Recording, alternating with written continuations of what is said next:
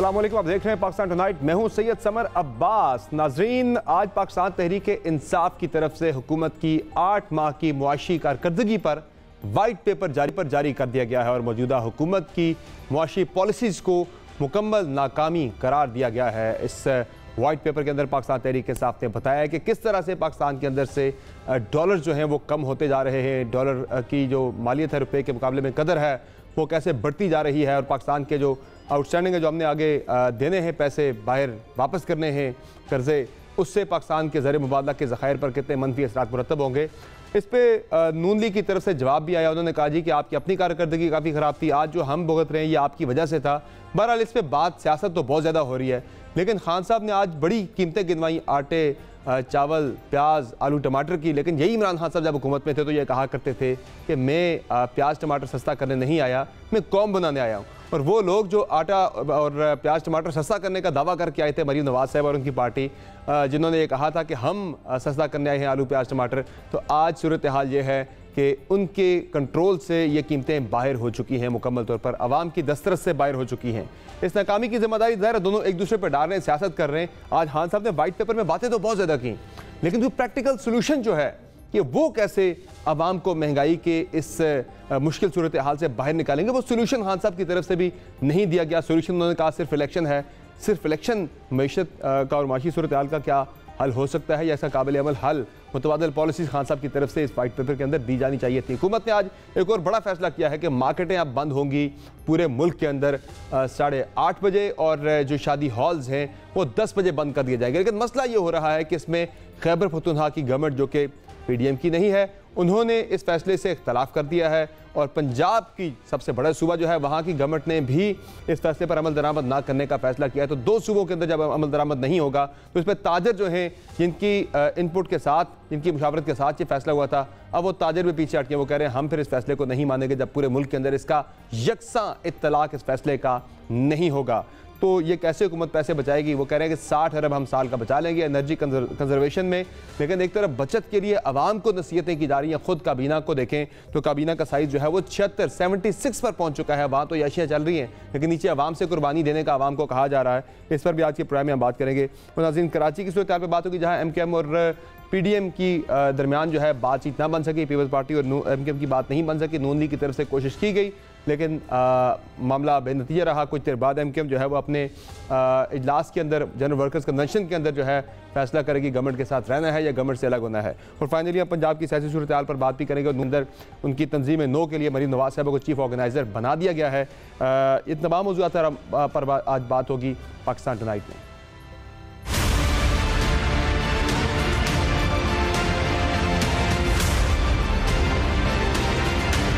आटा, बिजली, पेट्रोलियम, प्याज, टमाटर, घी, दालें ले 200% ये इनकी कीमतें बढ़ गई। कोई वाइट पेपर आपकी माशी तबाही को सफेद नहीं कर सकता। पाकिस्तान को आपने उजाड़ा। तमाम शादी 10 बजे, मार्केटें 8:30 बजे वो बंद हो जाए। मैं अपने कपड़े बेचूंगा और आपको मैं आटा मुहैया करूंगा।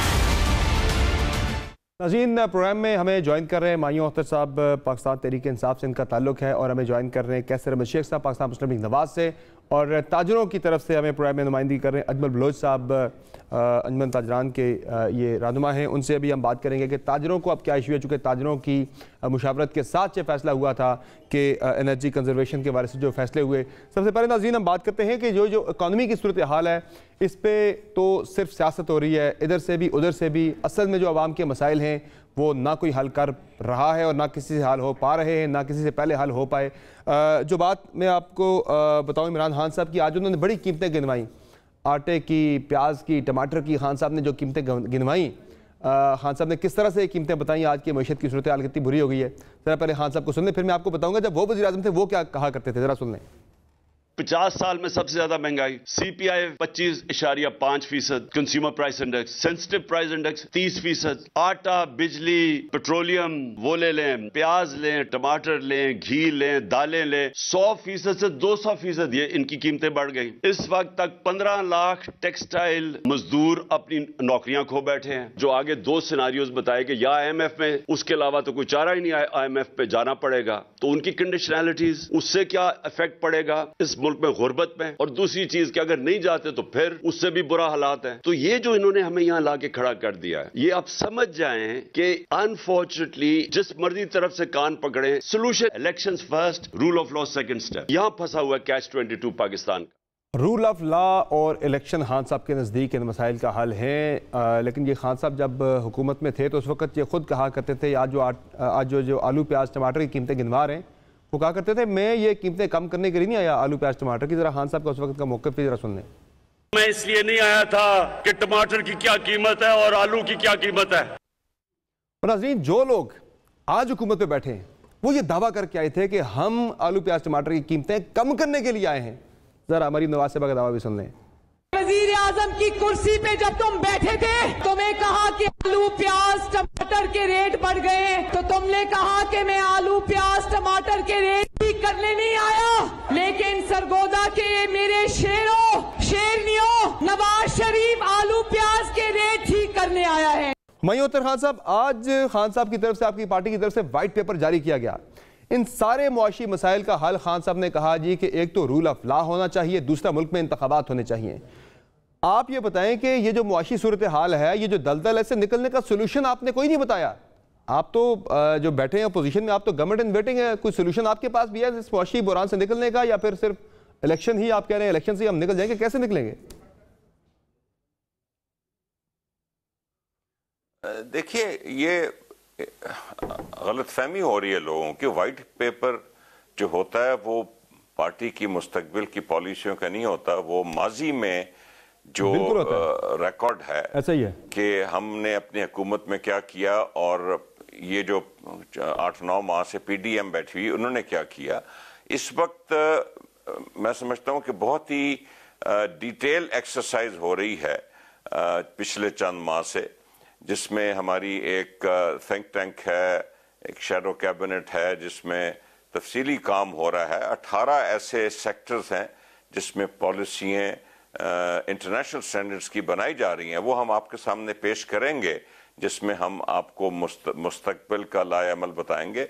चेयरमैन इमरान खान ने तो आज जनरली जो हमारी एक सियासी सोच है कि जो अदम इस्तेहकाम है मुल्क में, जिसकी वजह से ना सिर्फ मईशत बल्कि आप देख रहे हैं कि तखरीबकारी भी सर उठा रही है, और कोई भी इस वक्त सरमायाकार या अंदरूनी बैरूनी सरमाया लगाने को तैयार नहीं है। उसके लिए खान साहब ने एक अपना लाएअमल पेश किया है, जो कि मैं 100% मुतफिक हूँ कि एक इलेक्शन कराया जाए ताकि ये एक पूरी अवाम उस हुकूमत जो पार्टी जीते उसके पीछे खड़ी हो और उसको मौका दे कि इस मुल्क के मसाइल दूर कर सके।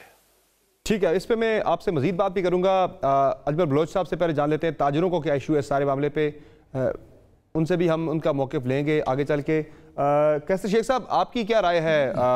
जो खान साहब ने सोल्यूशन दिया उनका रूल ऑफ लॉ है इस सारे मसले का हल मुआशी बुरान से निकलने का, और दूसरा है फौरी तौर पर मुल्क के अंदर इंतखाबात करवाया जाए ताकि गैर यकीनी की सूरत हाल छट जाए, मुआशी सूरत हाल बिल्कुल बेहतर होना शुरू हो जाएगी।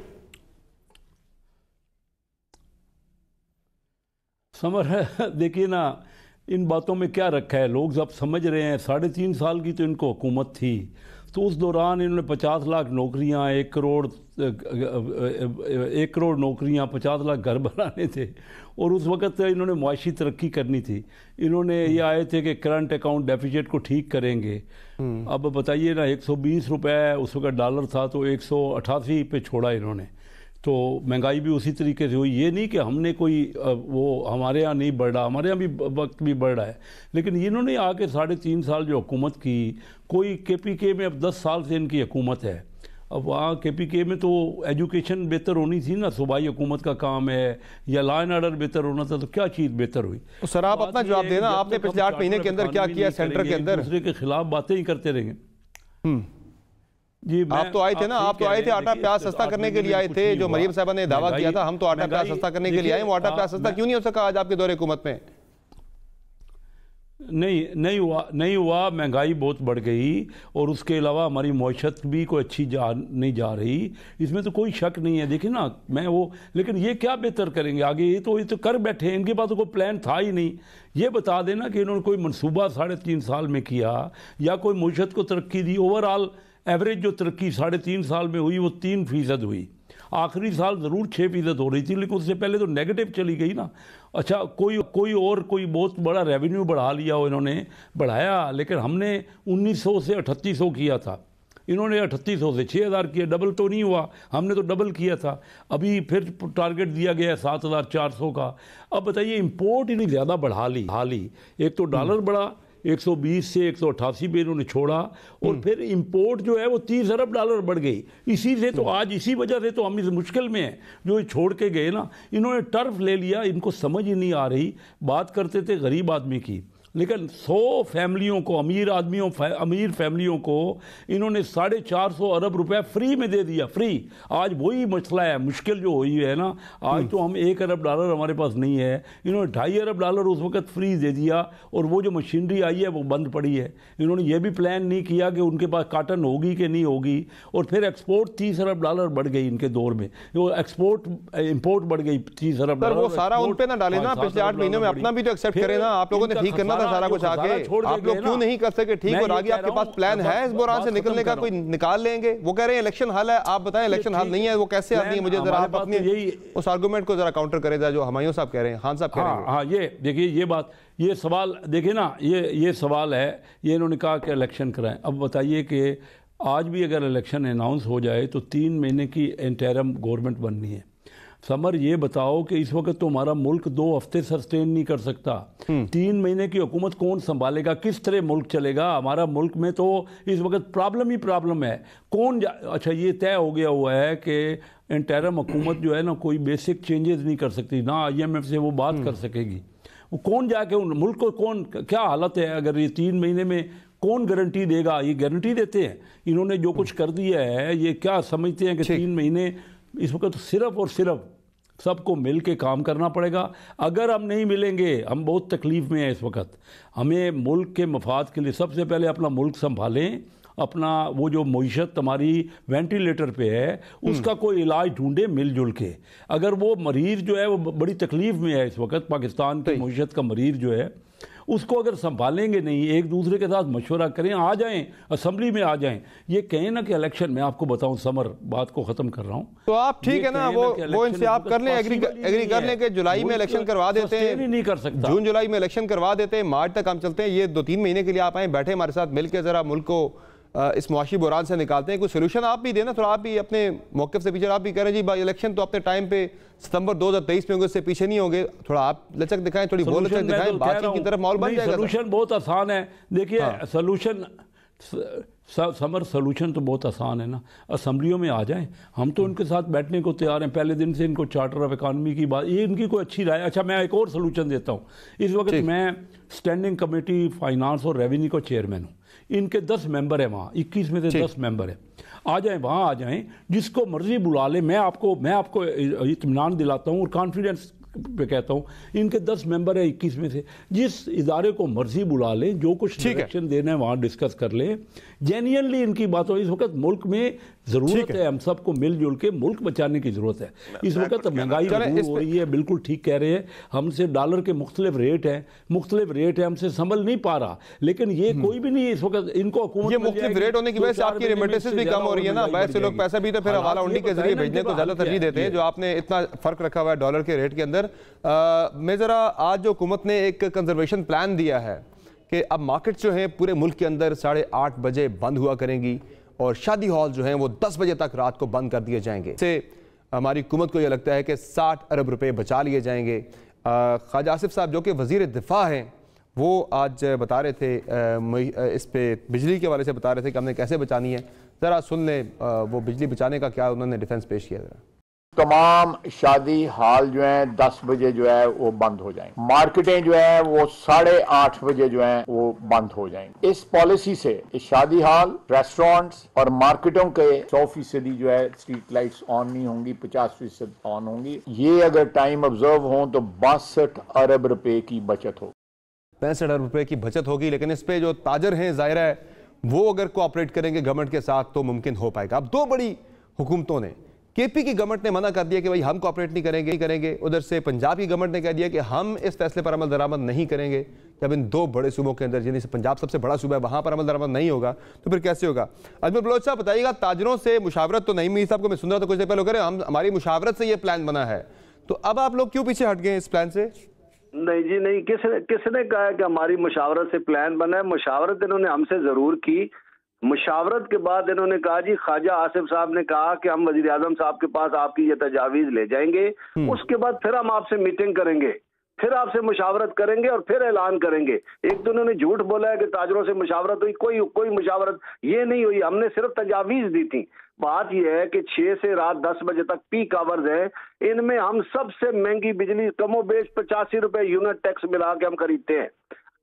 अगर हम ये बिजली ना खरीदें, मुझे बताएं और कौन सा सेक्टर है जो इनसे इतनी महंगी बिजली खरीदता है कि हमारे कारोबारों को बंद करके, ये मुआशी पहिया बंद करके और तवानाई बचाना चाहते हैं? ये किस अक्लमंद ने इनको मशवरा दिया है? दूसरी बात ये, इन्होंने कहा जी 10 बजे शादी हाल बंद, और शादी हाल तो पहले ही 10 बजे बंद हो जाते हैं, पहले ही वो 10 बजे लाइटें बंद कर देते। मतलब इनको पता ही कोई नहीं है कि ये शादी हाल 10 बजे पहले ही बंद हो जाते हैं। कारोबारी तबका कमोबेश 1 करोड़ ताजर है इस वक्त मुल्क में और सबसे महंगी बिजली खरीद रहा है। हमने इनको, अच्छा दूसरा ये जितने वज़रा बैठे थे, ये दुनिया में ऐसे होता है। अब दुनिया में हम मान लेते हैं, दुनिया में ये तो नहीं होता कि बिजली चोरी होती है, दुनिया में ये भी नहीं होता कि प्रोटोकॉल होते हैं आपके, दुनिया में ये तो नहीं होता कि गैस पेट्रोल बिजली आपको मुफ्त मिलती है, दुनिया में ऐसा नहीं होता। फिर ये हमें दीन की भी, अल्लाह का हुक्म है रात को जल्दी सो जाए और सुबह अल्लाह के और भी बहुत सारे अहकामात हैं। कौम को आपने बेड़ा गर्क कर दिया। आप सर आप ये वाला हुक्म मान लेना, ये वाला कि सुबह जल्दी दिन का आगाज किया जाए, सुबह जल्दी उठें, जल्दी मार्केटें खोल दी जाए, लोगों को आदत ये अपनी तब्दील की जाए लोगों के अंदर। देखिए पहले भी अल्लाह ताला कुरान मजीद में फरमाता है कि पहले भी लोग अपनी पसंद की आयत ढूंढ लेते थे। ऐसा नहीं होता, दीन फुल टाइम है, दीन पार्ट टाइम नहीं है कि जब आपका इशारे में बंदा मर जाए तो फिर आप इशारा लगाएंगे, फाटक उस वक्त लगाएंगे जब रेलगाड़ी का एक्सीडेंट हो जाएगा। ऐसा नहीं होता है। दीन इसलिए नहीं है कि रास्ते में जब आपकी जरूरत होगी दीन को अपना लेंगे। दीन और भी कुछ कहता है, दीन ये भी कहता है क्या करे हुकूमत न करो। सर उन्होंने पैसे तो बचाने हैं, सर उन्होंने पैसे तो बचाने हैं, वो तवानाई बचाना चाह रहे हैं, पैसे बचाना चाह रहे हैं, खर्चा बचाना चाह रहे हैं। हमारा गर्दिशी कर्जे 2500 अरब पे पहुंच चुके हैं। और सर ये इनका किया धरा है ना, ये अपने जो कुछ पैसे इनके पास है, इनका काम है कि वो सारी चीजें बेच के दे दें उनको पैसे। 8 महीनों में इन्होंने मुल्क का बेड़ा गर्क कर दिया। भाई हम इतनी मुश्किल में, मैं 24 सालों से ताजरों का नुमाइंदा हूँ, 24 साल हो गए, इतनी मुश्किल में कभी भी लोग भी नहीं गए, ताजर नहीं गया, किसान नहीं गया, सनतकार नहीं गया। यार ये कर क्या रहे हैं? ये तो 13 लोगों की हुकूमत है। इसहाक डार साहब को लाए थे जैसे टार्जन की वापसी बताया जा रहा था, वो डॉलर ने इसहाक डार साहब को बहा के ले गया डॉलर। मतलब ऐसे नहीं होता भाई, ऐसे हुकूमत नहीं चल रही है। आपसे बराए मेहरबानी आप सियासी अदम इस्तेकाम की वजह से मुल्क का बेड़ा ना गर्क करे। ये हमारा बेड़ा गर्क इस वजह से हो रहा है। सियासी इस्तेकाम लाएं, इनके साथ दूसरों के साथ मिल बैठे। एक बात मैं सर जरूर कर दूं कि पिछली गवर्नमेंट में कोरोना के बावजूद ताजर इतना परेशान नहीं हुआ है, हमें रिलीफ मिला है दुनिया में सबसे ज्यादा रिकॉर्ड जो इंडस्ट्री चली है, कोई सब इंडस्ट्री चल गई थी, रिकॉर्ड हमारी एक्सपोर्ट हुई है। मैं किसान का बेटा भी हूं, रिकॉर्ड पैदावार हुई है। आप ऐसे कह रहे हैं कि पिछड़ों ने कुछ नहीं किया। मैं ये कहता हूं भाई आपसे कुछ नहीं हो रहा है। आप बराए मेहरबानी, हमने इनको ये भी कहा कि जब आप ये बात करेंगे, सूबों ने आपकी बात नहीं माननी है। ख्वाजा साहब ये अव्वल तो ये वजीर तवानाई का काम था, वजीर तवानाई ने हमारे साथ एक भी बात नहीं की है कि इस वजह से। अब वजीर दिफा साहब हमसे मीटिंग कर रहे हैं। यार ऐसा कब होता है इस मुल्क दुनिया में कि आपके बाद दुकानें बंद करने का काम हो, तवानाई बचाने की बात हो तो वजीर दिफा आपसे बात करेंगे, और जब दिफा की बात हो तो फिर तवानाई बात करेंगे। हमसे बात करें, जो बनती है वो हमसे बात करें। हमने सर अब आपका एक्शन प्लान क्या है? अब आपका लायामल क्या है? मुझे अपना लायामल बता दें, क्या करेंगे? कोऑपरेट करेंगे, नहीं करेंगे, करेंगे क्या आप लोग? मैं आपको एक और गुजारिश करूं, ये जब आए थे इन्होंने 9 बजे दुकानें बंद करने का 8 महीने पहले ऐलान कर दिया था,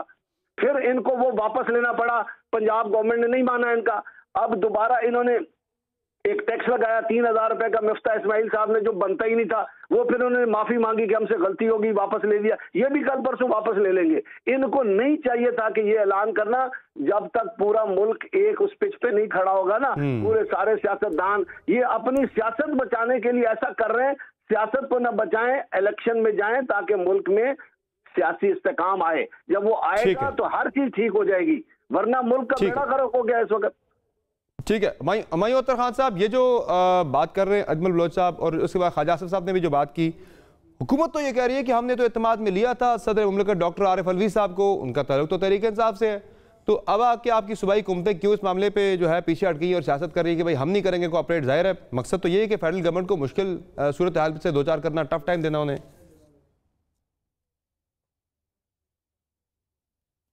मुख्तसरन जी देखिए, ताजर नुमाइंदे बलोच साहब आगे बैठे हुए, उन्होंने जो कहना था कह दिया। मैं उस पर क्या कह सकता हूँ, हमें तो किसी किस्म का कोई एतमाद में नहीं लिया गया था। मैं ज़रा 3-4 अहम बातें करना चाहता हूँ। शेख साहब ने जो पहले कैसर साहब ने फरमाया, इनका अपना कारोबार है, ये मुझसे बेहतर समझते हैं ये इकॉनमी।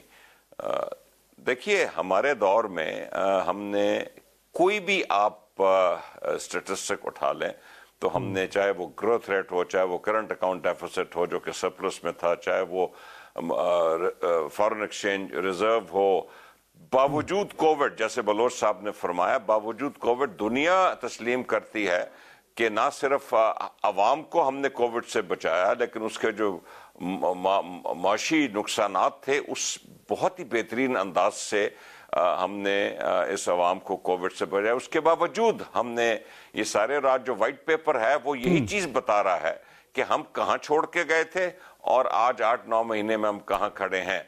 देखिए मैं बात ये करना चाहता हूं कि कैसे शेख साहब को मालूम है ये कोई रॉकेट साइंस नहीं है हमें अपने मुल्क में क्या करना है, हमने इंडस्ट्री को कैसे ठीक करना है, हमने एक्सपोर्ट्स को कैसे ठीक करना है, हमने रेमिटेंसेस को कैसे करना है, हमने एक्सचेंज रेट कैसे बेहतर करना है। ये कोई रॉकेट साइंस नहीं है। मैंने जैसे इस प्रोग्राम के शुरू में कहा, हम बहुत डिटेल में इस पे काम कर रहे हैं, लेकिन कैसर शेख साहब आप 9 महीने के बाद हमें यह नहीं कह सकते कि आए सर जोड़ के बैठते हैं। आप 9 महीने से क्या कर रहे थे? हमने कोई चांद पे स्पेस शटल तो नहीं भेजनी जो हमने नई को इजाद करनी है। ये सारी दुनिया में ये पॉलिसी और ये तरीकाकार मौजूद है। ये आप लोगों को करना चाहिए। वो फिर आपको भी उनके इस आर्गुमेंट को भी बाय करना चाहिए। वो कह रहे हैं कि जब तक मुल्क के अंदर सियासी इस्तेहकाम नहीं होगा, मुआशी इस्तेहकाम नहीं होगा, मुआशी बुहरान बढ़ता चला जाएगा। वो कह रहे हैं जरा बैठे इस मामले के ऊपर ताकि जरा सियासी इस्तेहकाम नजर आए, ताकि गैर यकीनी की फिजा है वो जरा कम हो। देखें मैं गुजारिश करूं, गैर यकीनी की फिजा हमारा फॉर्मूला बड़ा क्लियर है कि हम चाहते हैं कि एक इलेक्शन और फ्रेश मैंडेट के साथ, वैसे भी चंद माह रह गए हैं ना जी, चंद माह रह गए हैं। आप क्या करेंगे? आप 3 महीने और रह लेंगे, या तो आप कह रहे हैं कि क्योंकि आइन में कहीं, ये मुझे तो नहीं पता, लिखा हुआ है कि जब माशी हालात ठीक ना हो तो आप इलेक्शन नहीं करा सकते। इलेक्शन तो वैसे ही आ रहे हैं, एक साल कभी भी ये नहीं कर सकेंगे। मैं 35 साल से सुन रहा हूं कि नेशनल असेंबली का टेन्योर 1 साल बढ़ जाएगा या केयर टेकर 2 साल के लिए आएंगे। ये नहीं होगा, आप देख लेंगे, ये नहीं होगा। इधर इलेक्शन होगा, बात अभी इलेक्शन करा लें या अक्टूबर में करा लें, इलेक्शन होगा। चले, मुझे एक मुख्तसर ब्रेक लेनी है, ब्रेक लेते हैं, ब्रेक से वापस आएंगे। कैसर अहमद शेख साहब से जानेंगे कि एक तरफ आप अवाम को बचत करने का, कुर्बानी देने का आप उन्हें दर्स दे रहे हैं, उनसे दरख्वास्त कर रहे हैं, खुद आपका अपना अमल क्या है वो इसके बिल्कुल बरक्स है। बात होगी ब्रेक के बाद, हमारे साथ रहेगा।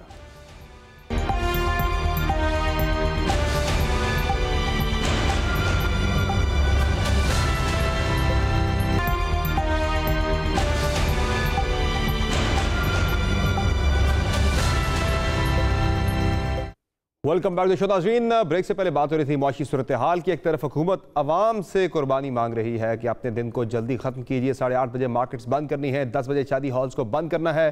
कुर्बानी मांगी जा रही है अवाम से, लेकिन खुद हुकूमत बिल्कुल कुर्बानी देने के मूड में नजर नहीं आ रही, क्योंकि जो हुकूमत के अपने खर्चे हैं वो कम नहीं कर रहे। खुद मिसाल बनना होता है पहले, फिर किसी और को कहा जाता है कि आप इस प्लान पर अमल दरामद कीजिए।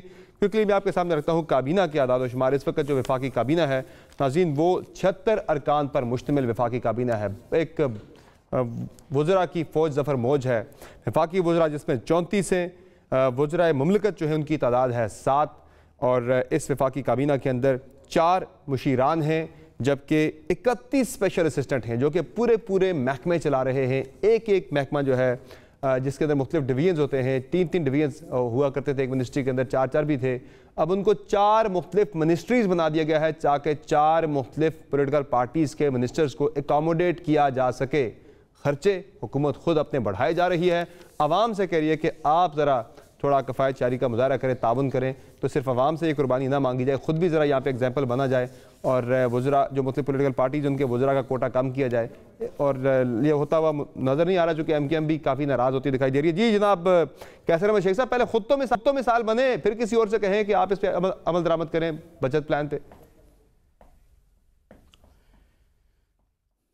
समर अब्बास, आपने जो बातें की हैं सारी रियलिस्टिक बातें हैं। बिल्कुल हर हुकूमत को चाहिए कि वो पहले अपना मिसाल सामने रखे, और यही हम कोशिश भी कर रहे हैं। देखिए, मैं चाह ये रहा हूँ कि अपोजिशन को यही काम होता है ना अपोजिशन का, कि वो असम्बलियों में आए, पॉइंट आउट करें ये बातें जो आप यहाँ पे टीवी पे कर रहे हैं, वो हम सुनना चाह रहे हैं कि इनके पास असम्बलियों में आएँ और अपनी पूरी बात हमें बताएं, ताकि ये मुल्क बेहतर तरीके से चल सके। इन्होंने जब से ये असम्बलियों से बाइकाट किया है, तो आप अंदाजा कीजिए ना कि वहाँ तो हमें कोई बताने वाला नहीं है। अब मामला ये है सर, आती आपके मीडिया सेल से एक बात पहुंचती है आप तक, ये खान साहब ने क्या बात की, तरीके से आपकी तरफ से क्या बयानात है, असेंबली के बाहर होने वाली बातें आप तक ज्यादा जल्दी पहुंचती हैं। जी हाँ, तो वो ये तो फिर असेंबली का फिर ये इदारा ही खत्म कर दिया जाएगा। तो कब आए थे वज़ीर आज़म साहब लास्ट टाइम, कब आए थे असेंबली के अंदर? जो खर्चा हुआ है, जो वज़ीर आज़म कब आए थे लास्ट टाइम असेंबली के अंदर? मुझे बताएं कि ये करोड़ों रुपए जो जलसों पे खत्म, जो जलसों में खर्च कर रहे हैं, करोड़ों रुपए, जो लॉन्ग मार्च पे खर्च कर रहे हैं, जो रोज़ एहतजाज पे खर्च कर रहे हैं, मुझे ये बताइए कि हमारे मुल्क तो अफोर्ड ही नहीं कर सकता। और ये खुद वो सरकारी खजाने से खर्चा तो नहीं कर रहे ना, चुना है कितना ये वज़रा जो 76 हैं, ये फौज जो है ये तो सरकारी खजाने से मराद ले रही है। अभी भी वहाँ नहीं, अभी भी ये तनख्वाहें ले रहे हैं, अभी भी लाजेज में बैठे हैं। अभी मसला इन बातों में निकलेगा कुछ नहीं, हम बेहतर करें सब मिल के। मैं यही तो बात कर रहा हूँ। हुमायूं साहब खुद कॉमर्स मिनिस्टर रहे हैं और ये खुद समझते हैं। आप बताइए कि ये क्या तरीका कार है, दुनिया पूरी में इस वक्त रीजनल ट्रेड होती है, यानी इलाके में ट्रेड होती है। ये आप तरीके इंसाफ से चाहते क्या है? आप इस मुआशी बहरान की जिम्मेदारी तरीके इंसाफ पे डाल तो रहे, आप उनसे चाहते क्या है? वो क्या करें? वो आपके साथ आके बैठ जाएं, क्या उससे मुआशी मसाइल हल हो जाएंगे हमारे? नहीं, मैं उनसे नहीं, मैं तो असल में समर कोई मुकाबला नहीं कर रहा कि फलां। मैं ये चाह रहा हूँ, हमारी तमाम हुकूमतों ने पिछले 30-35 साल में, इंडिया हमसे 4 गुना था, इकानमी आज 12 गुना हो गई है। इंडिया का टैक्स आज हमसे 20 गुना है। अगर हमारा 6,000 अरब रुपए हुआ है ना, तो इंडिया 1,40,000 अरब है। मुल्क तरक्की करते हैं अगर उनकी मईशत बढ़ती है, आगे उनकी अपनी ग्रोथ होती है। हमारे यहाँ इमरान खान साहब के पीरियड में सिर्फ 1.5 अरब डायरेक्ट जो मुल्क आगे बढ़े हैं ना, उन्होंने बाहर से सरमाए को अट्रैक्ट किया, माहौल ऐसा बनाया है, उनकी ब्यूरोक्रेसी ने इनकरेज किया है बजाय के। और आपके सर ये आपके वजीर तवानाई कहाँ है? ये प्लान जो है आप वजीर दिफा का प्लान कर रहे हैं इस दौर में। मैं देखिए ना, मैं डिफेंड नहीं कर रहा, मैं डिफेंड नहीं कर रहा कि यहाँ मुस्लिम लीग ने अभी जो 8 महीने में बड़ा कमाल किया है, जो आप मुझे से बार बार ये सवाल कर रहे हैं। मैं एग्री कर रहा हूँ कि बेहतर करना चाहिए, लेकिन आप ये बात करते इस वक्त तो तजावीज़ कुछ दे नहीं। इस वक्त हमारा मुल्क वेंटिलेटर पे है, मईशत वेंटिलेटर पे। सर उनसे क्या तजावीज़ दे रहे हैं? आप तो कहा करते थे ये नालायक हैं, इन्हें पता ही नहीं है, हमारे पास तजुर्बाकार लोगों की टीम है। आप उनसे क्यों मशवरा आप चाहते हैं? तजावीज़ क्यों चाहते हैं? आपके पास अपने इतने तजुर्बाकार लोग हैं। समर नालायक नहीं है, इलेक्टेड। आप कहा करते थे नालायक है ये लोग। हर याद है जब खान साहब की गवर्नमेंट थी, आप कहते हैं बुरा हाल कर दिया मईशत का, मुल्क का तबाह। छोड़ दें। अब ये मुझे बताइए, 30 अरब डॉलर इंपोर्ट बढ़ा के गए। या हुमायूं साहब से पूछ लीजिए कि एक साल में 25 अरब से 30 अरब डॉलर तो सिर्फ इंपोर्ट बढ़ गई, एक्सपोर्ट बढ़ी 5-7 अरब डॉलर। अच्छा, फिर ये जो दे के गए टर्फ में, ये भी हुमायूं साहब से पूछ लीजिए, टर्फ में जो 450 अरब रुपए 100 फैमिलियों को दे के गए 0% पे, 2.25 अरब डॉलर ये दे के गए। और उसी वजह से आज मुसीबत पड़ी हुई है, जो सारा कुछ लेना देना आजकल हमारे पास डॉलर ही नहीं है। ये तो लुटा के गए 100 अमीर फैमिलियों को। मुझे समझ ही नहीं आई टर्फ किसने निकाला था और कौन उसका जिम्मेदार था। आज क्या वो इंडस्ट्री तो चल नहीं रही, जो मशीनरी आई है ना वो पड़ी हुई है, बेकार पड़ी हुई है, क्योंकि काटन आपके पास है नहीं, काटन और फर्दर आपने इंपोर्ट करनी है, इंडस्ट्री चल नहीं रही। ये मैं नहीं कह रहा, देखिए मिलजुल के मुल्क जो है मुश्किल में, वही 5-7 बंदे हैं हर हुकूमत के बाद, वही 5-7 बंदे हैं, वही पीपल पार्टी के हफीज शेख होते हैं और वही PTI के हफीज शेख होते हैं, वही शौकत तरीन पीपल पार्टी के होते हैं। वो 5-7 बंदे अगर उनसे हुमायूं अख्तर खान साहब रिस्पॉन्ड करना चाह रहे हैं, वो रिस्पॉन्ड कर ले, फिर मैंने भी उनसे कोई क्वेश्चन करना है। जी हुमायूं साहब, पहले आप रिस्पॉन्ड कर ले जरा। वो कह रहे हैं आप ही ने बुनियाद रखी है, आज जो सारा कुछ हम जो काट रहे हैं ये बोया आपने, कल को बीज देखिए आप लोग बो के गए थे।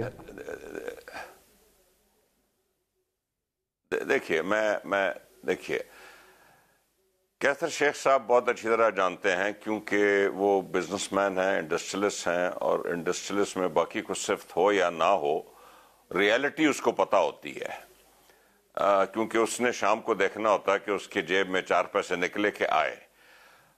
देखिए इस मुल्क में 25 साल से जो इकोनॉमिक पॉलिसीज हैं वो हम कर्जे पे कर्जा चढ़ा रहे हैं। बदकिस्मती से हमारे मुल्क में अब IMF का जितना ये झगड़ा है, मिफ्ता इस्माइल ने 6 महीने लगाए और उसके बाद 6 महीने के बाद उन्होंने कहा मैंने कमाल कर दिया है। तो मैंने उनसे पूछा कि क्या कमाल किया है? आपने जो कर्जा है उसको और बढ़ा दिया है।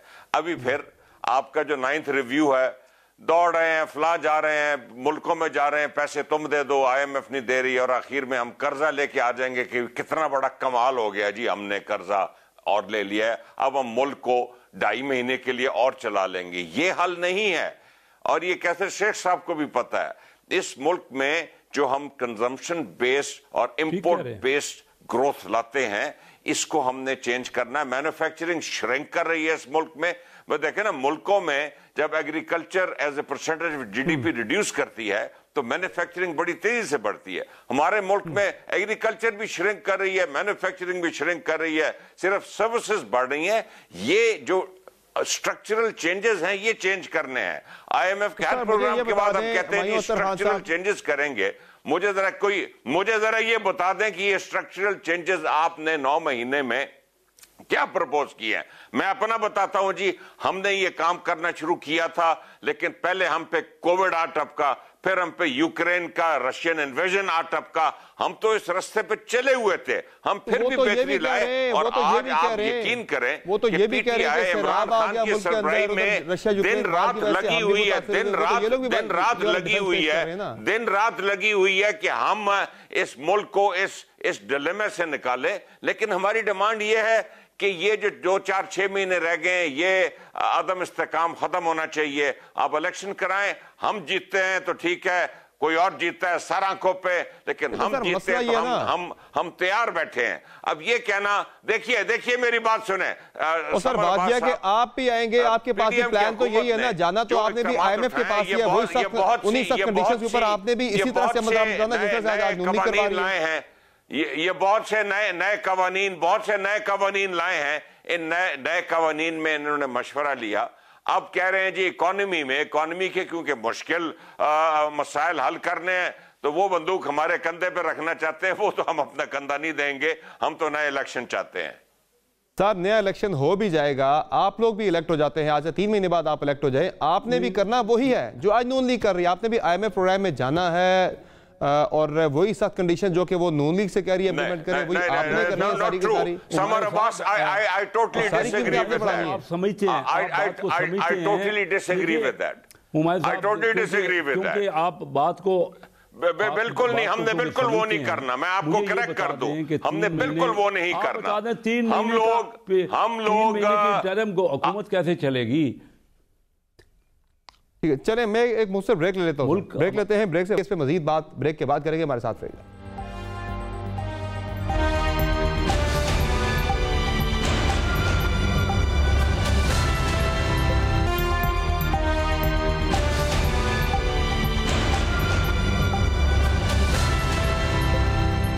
वेलकम बैक टू शो नाज़रीन। वज़ीर-ए-आज़म शहबाज शरीफ साहब ने भी एक बड़ा दावा किया था आवाम को सस्ता आटा देने के हवाले से।